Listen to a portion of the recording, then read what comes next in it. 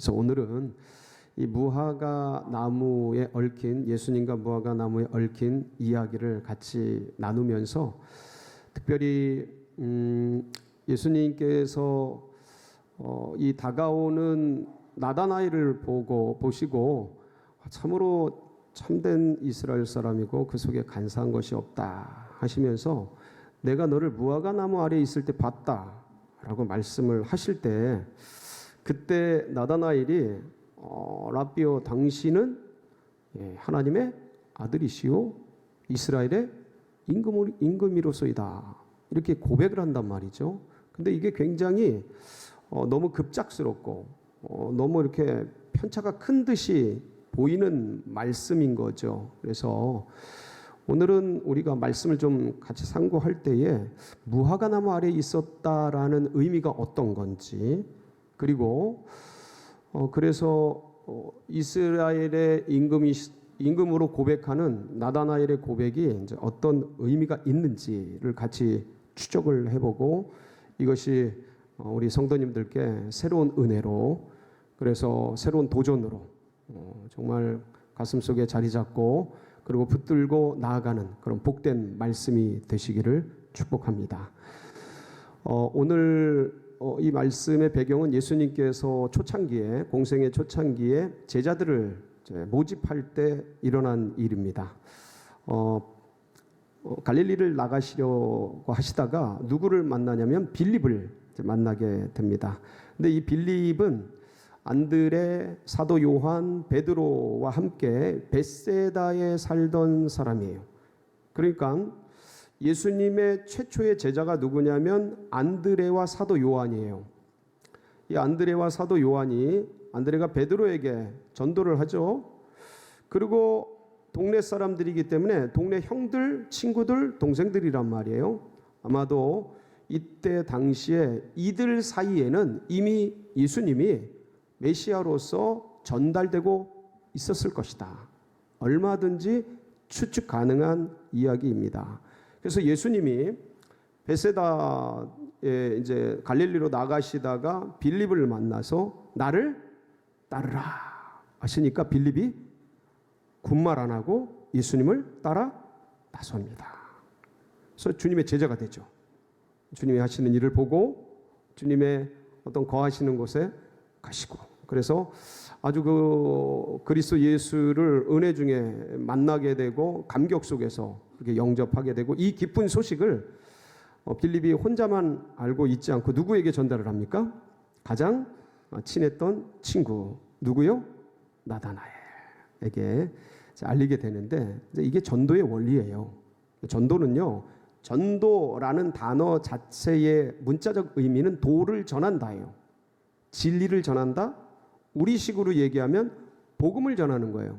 예수 그리스도의 진리를 전하는 거죠.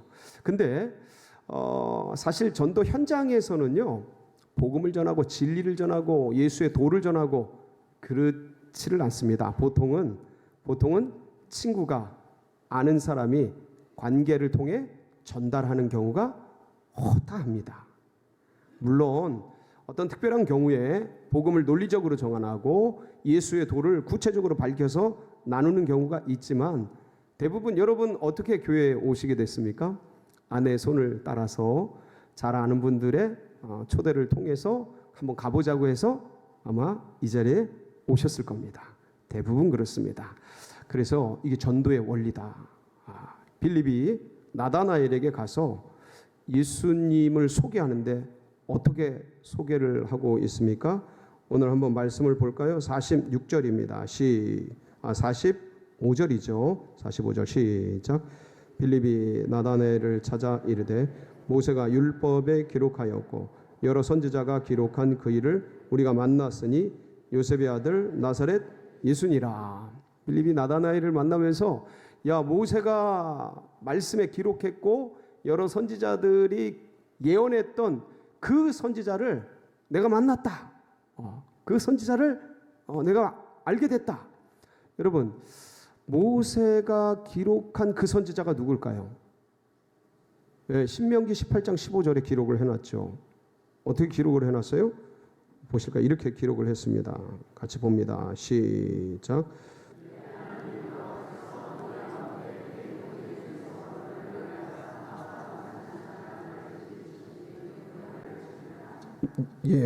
여기서 나와 같은 선지자, 그게 이제 메시아를 가리킵니다. 그리스도를 가리켜요. 그래서 이 그리스도를 만났다고 이제 전달을 한 겁니다. 그런데 이 얘기를 들은 나다나엘, 이 나다나엘은 이름이 두 개입니다. 이름이 두 개인데 하나는 바돌로메예요. 바돌로메. 여러분 그 예수님의 12제자 중에서 바돌로메를 기억하시죠? 12제자 이름을 쭉 보면 마태복음 10장 2절 3절에 보면 바돌로메가 등장을 합니다. 거기 한번 보실까요? 시작. 12사도의 이름은 이러하니 베드로라 하는 시몬을 비롯하여 그의 형제 안드레와 세베대의 아들 야고보와 그의 형제 요한, 빌립과 바돌로메, 도마와 세리마테, 알페의 아들 야고보와 다데오. 그 3절 앞쪽에 보면 빌립과 바돌로메 같이 나오죠. 이 둘이 아주 친한 사이죠. 이 바돌로메라는 뜻은 뭐냐면 바가 아들이란 뜻입니다. 아들. 돌로메의 아들이란 뜻이에요. 그래서 바돌로메는 이 별칭이에요. 별칭인데 저거를 우리 한국식으로 말하면 이런 거예요. 제가 이제 어릴 때 동네에서 뭐로 불렸냐면 최씨 아들로 불렸어요. 저희 아버지가 별명이 꺽다리 최씨였어요. 키가 너무 크셔서 동네 별명이 꺽다리 최씨인데 그 최씨의 아들이라는 거죠. 그래서 어딜 가든 아이고 최씨 아들 왔네 이러셨어요. 그게 뭐냐면 바돌로메가 돌로메의 아들인 것처럼 최씨 아들인 거예요. 근데 제 본명이 있어요, 없어요? 있죠. 제 이름은 본명은 최봉수예요. 저 바돌로메는 별칭이고 저 바돌로메의 본명이 뭐냐면 나다나엘인 거예요. 나다나엘. 이 나다나엘의 뜻은요, 하나님이 주셨다라는 뜻이에요. 하나님의 선물, 하나님의 주심, 뭐 이런 뜻이지요. 그러니까 빌립이 이 나다나엘에게 예수님을 소개하는데 내가 모세가 기록하였고 여러 선지자들이 예언했던 그분을 만났다. 그 선지자를 내가 만났다. 요 얘기할 때까지는 나다나엘이 이분이 예수님이 칭찬을 하시잖아요. 참된 이스라엘 사람이요. 그 속에 간사한 것이 없던, 그러니까 깨끗하고 투명한 사람이고 성경, 그러니까 어떤 율법과 토라와 이 말씀에 대해서 되게 사모하던 그런 성품의 사람이거든요. 그러니까 메시아가 그리스도가 어디서 나실 것을 알아요, 몰라요? 아시죠. 이 나다나엘은 알고 있었습니다. 메시아는 성경에 기록된 게 뭐냐면 미가서 5장에 보면 어디서 난다고 되어 있냐면 유대 땅 베들레헴에서 난다고 이제 기록이 되어 있습니다. 그런데 이 나다나엘이 빌립이 뭐라 그러냐면 우리가 그렇게 기록된 그분을 만났는데 누구라고 소개를 해요? 요셉의 아들 나사렛 예수다 이렇게 소개한 거예요. 그러니까 나다나엘이 한껏 기대했다가, 왜냐면 소문을 뭐 여기저기서 들리지 않겠어요? 그냥 한껏 기대했다가 요셉의 아들 나사렛 예수라는 말을 들으니까 아주 실망을 하면서 뭐라고 무시를 하냐면, 야, 무슨 나사렛에서 선한 것이 날 수 있냐. 여러분, 나사렛이 어디길래 이렇게 나다나엘이 이렇게 대놓고 무시를 할까요? 나사렛은요, 지도를 보면 저 북부 지역이에요. 그러니까 요 사해 위쪽이 베들레헴, 그다음에 예루살렘 이렇게 있잖아요.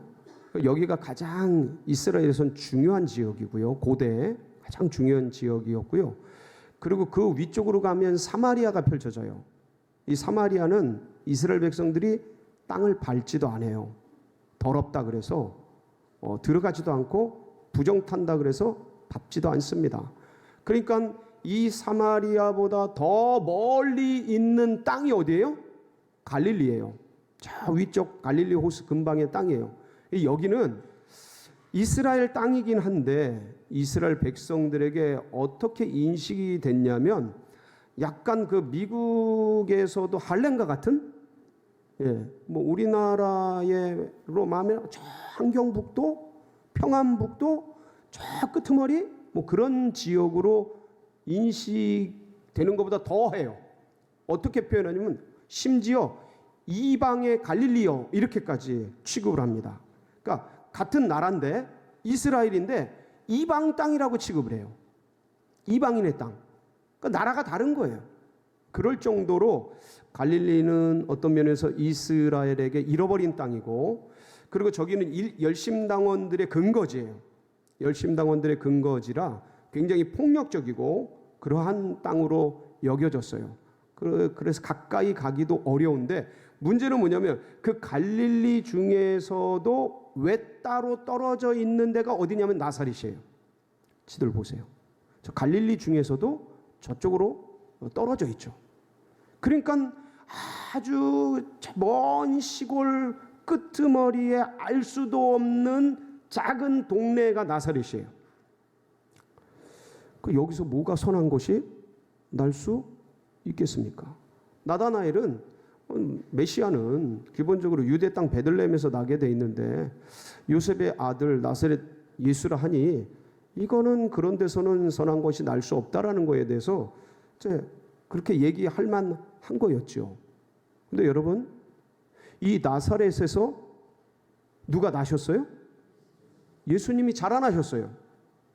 그러니까 예수님이 유대 땅 베들레헴에서 태어나셨다가 이 정치적인 어떤 그 압력에 의해서 죽이려고 하는 이런 음모에 의해서 나사렛으로 피난 가셔서 거기서 자라나신 이런 어떤 이런 유구한 역사들에 대해서, 한 개인의 역사에 대해서 다 알지는 못했겠죠, 나다나엘이. 그런데 놀라운 것은 하나님께서 하나님의 섭리 속에서 그 버려진 땅, 아무도 알지 못하는 땅, 시골의 작은 동네 나사렛에서 누가 자라나게 하신 거예요? 예수님이, 그리스도가 어릴 때부터, 피덩일 때부터 자라나게 하신 거예요.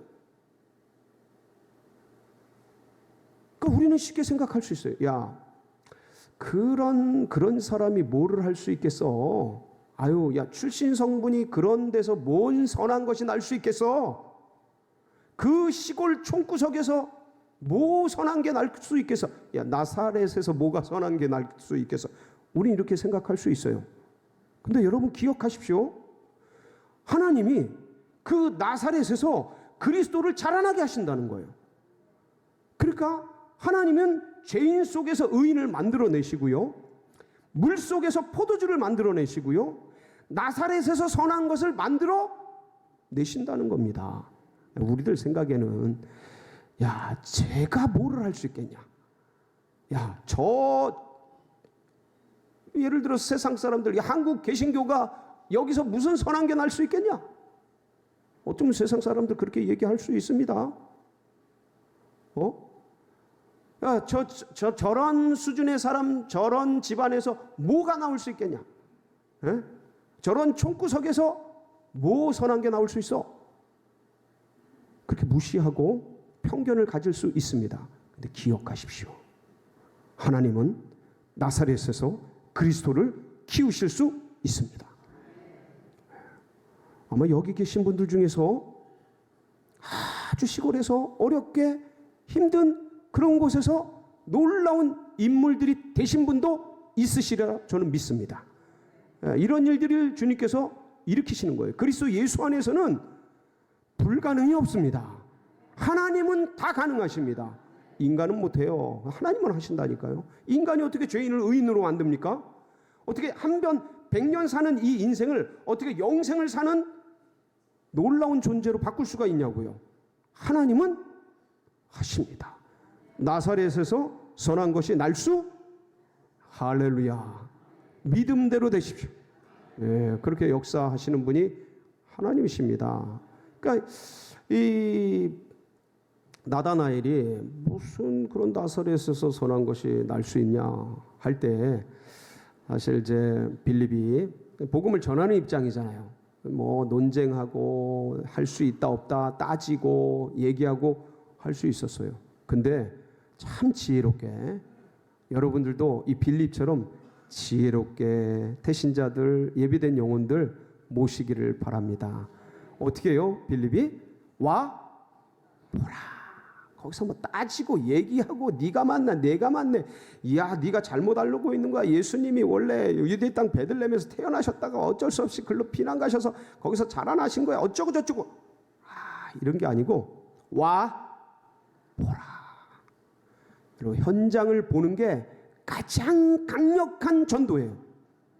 우리가 3월 31일 날 개그우먼 이성미 집사님 초청해서 여기서 전도 집회 하잖아요. 예? 새생명 축제를 하잖아요. 예, 드림 페스티벌 하잖아요. 여러분 그 예비된 영혼들 태신자들 와서 보게 하시길 바랍니다. 들으면 변해요. 들으면 바뀐다니까. 우리들이 무슨 얘기를 해도 그분들이 아이고 너나 잘해 이럴 수 있어요. 근데 와서 보면, 와서 들으면 하나님이 역사하십니다. 여러분 이제 3월 2일 날 JDTS가 각 개강을 합니다. 혹시 DTS 안 하신 분들은 다 등록하셔서 하셔요. 이 DTS가 뭐냐 말로만 듣다가 직접 가서 경험하면 거기 주옥 같은 강사님들이 오셔서 말씀하는 걸 들으면서 사람들이 도전을 받아요. 한결같은 고백입니다. 그리고 이렇게 막 10몇 주간 훈련 받다가 또 한 주간 현장 실습을 가요. 한 주간 현장 실습 가는데 선교지에 대해서 얘기를 다 알죠. 선교가 어떤 건지 다 듣고 알죠. 듣고 아는 것보다 가서 현장을 보면 사람들이 바뀌어요. 선교사님들의 헌신, 수고, 그 애타는 심정, 선교지의 그 처절한 그런 모습을 직접 가서 보고 들으면 그 냉랭했던 가슴에 불이 일어나고요. 그리고 선교에 대해서 관심 없었던 분들이 선교에 관심을 갖고 선교제 후원도 하고 선교사님 후원도 하고 그런 역사가 일어납니다. 그러니까 와서 보면 바뀌는 거예요. 빌립이 아주 지혜로워요. 나다나엘을 보고 와서 보라. 그리고 이 나다나엘 예수님께로 인도를 해갔습니다. 근데 나다나엘이 이렇게 오는 걸 보시더니 예수님이 뭐라 그러셔요? 다가오는 걸 보시더니 탁 바라보시면서 이는 참된 이스라엘 사람이요 그 속에 간사한 것이 없도다. 무슨 말씀입니까 이게? 참으로 정직한 사람이고 참으로 깨끗한 사람이고 참 그 순수한 사람으로서 참된 이스라엘, 정말 이스라엘의 모범 같은 그런 사람이고 그 속에 뭐가 없어요? 간사한 것, 속이는 것, 남을 해하는 것, 해코지 하는 것, 괴계를 쓰는 것 이런 것이 없는 아주 깨끗하고 순결한 사람이다 하고 칭찬을 해주시는 거예요. 여러분 이제 어떤 어른 앞에 어떤 큰 위대하신 분 앞에 이렇게 우리가 이렇게 간다고 생각해 보세요.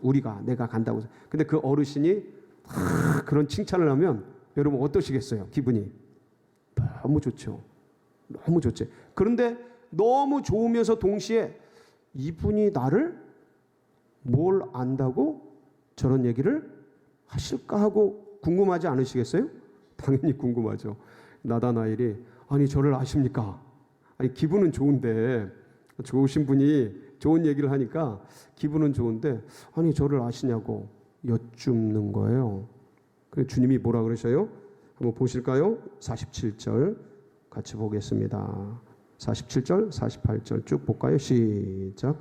예수께서 나다나엘이 자기에게 오는 것을 보시고 그를 가리켜 이르시되 보라 이는 참으로 이스라엘 사람이라 그 속에 간사한 것이 없도다. 나다나엘이 이르되 어떻게 나를 아시나이까? 예수께서 대답하여 이르시되 빌립이 너를 부르기 전에 네가 무화과 나무 아래에 있을 때에 보았노라. 드디어 나왔죠? 네가 어디에 있을 때? 무화과 나무 아래에 있을 때 보았노라.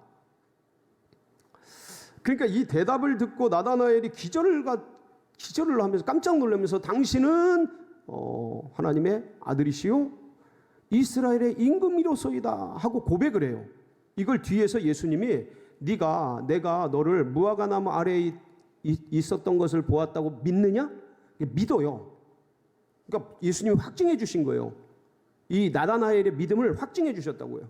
그러면서 네가 이보다 더 큰 일을 보리라 하고 예언까지 해주시죠. 그러니까 나다나엘이 당신은 하나님의 아들이시요 이스라엘의 임금입니다 하고 고백하는 거는 그냥 한 게 아니고 믿음의 고백을 남아서 당신은 그리스도십니다, 메시아이십니다, 하나님의 아들이십니다를 친히 고백한 거예요. 그러면 도대체 무화과나무 아래에 있었다는 게 어떤 의미인데 이런 놀라운 고백을 갑작스럽게 한 것일까? 제가 초두에 말씀을 드렸어요. 무화과나무 아래는 우리나라의 정자나무 아래랑 비슷하다고. 그럼 이스라엘 사람들은요, 이 무화과나무 아래에서 똑같이 같이 쉬기도 하고요, 토라를 연구하기도 하고요, 율법을 묵상하기도 하고 말씀을 상고하면서 기도하거나 같이 나누거나 이런 일들을 해왔습니다. 이 무화과나무는요, 이스라엘에게는 특별한 나무예요. 이스라엘을, 우리나라를 상징하는 나무는 뭐예요? 무궁화잖아요. 그렇죠? 무궁화 우리나라 꽃이잖아요. 그러니까 이 무궁화인데 이스라엘을 상징하는 나무는 무화과나무예요. 이스라엘을 상징할 뿐만 아니라 이 무화과나무는요, 이스라엘의 번영과 평화와 자유를 꿈꾸는 그런 나무예요. 나무 자체가. 그래서 열왕기상 말씀을 보면 거기에 이런 말씀이 있습니다. 한번 보실까요? 열왕기상 4장 25절 시작. 솔로몬이 사는 동안에 유다와 이스라엘이 단에서부터 부엘세바에 이르기까지 각기 포도나무 아래와 무화과나무 아래에서 편안히 살았다. 그러니까 무화과나무 아래 산다라는 건 뭐냐면 자유롭고 평화롭고 번영을 누리는, 솔로몬 시대, 다윗의 시대, 이런 것을 누리는 그런 의미들이 담겨져 있어요. 나다나엘은 무화과나무 아래 그늘에서 그 보통 이스라엘 백성들이 그랬던 것처럼 어떤 날 그날 말씀을 묵상하고 토라를 연구하고 그러면서 이 로마의 핍박 속에 있었던 이 나라 민족을 가슴에 품고 간절히 기도했던 거예요. 하나님, 어서 메시아를 보내주시옵소서. 그리스도를 보내주시어서 이 핍박받는 나라를 하나님 속히 자유롭고 번영하는 그런 이스라엘로 바꿔 주옵소서. 간절히 주님께 기도하고 그런 소망을 갖고 꿈을 꾸면서 무화과나무에서 그러한 시간들을 보냈던 겁니다. 우리 주님이 아셔요. 우리 주님이 보고 계셔요. 주님이 기억하고 계셔요. 여러분, 이게 우리의 위로입니다. 이게 우리의 힘이에요. 무화과나무 아래에 있었던 나다나엘을 기억하시는 주님께서, 보고 계신 주님께서 우리의 상황과 환경과 여건과 처지와 형편을 아시고 기억하고 계시다라는 거예요. 그럼 절대 포기하지 마세요. 주님을 붙잡으세요. 이 주님이 우리를 기억하시고 알고 계시고 이 한 주간도 붙들어 주실 줄 믿습니다. 이 주님을 붙들고 승리하는 복된 한 주간 되시길 주의 이름으로 축복합니다.